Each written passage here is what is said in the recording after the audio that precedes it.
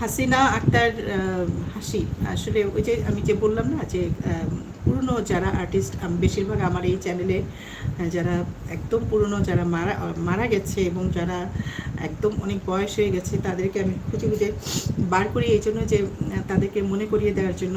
আর অনেকে কিন্তু অবাক হয় যে এত এত বছর পর কীভাবে আবার আসলো। বিশেষ করে আমি যখন সুলতানা অভিনেত্রী সুলতানারকে খুঁজে বের করি, অনেকে আমাকে অনেক বছর থেকে আমাকে বলছিল যে অভিনেত্রী সুলতানাকে খুঁজে বের করতে, উনি কি বেঁচে আছে কিনা। তো আজ থেকে প্রায় 5-6 বছর আগের কথা, আরও বেশি হবে, 7-8 বছর।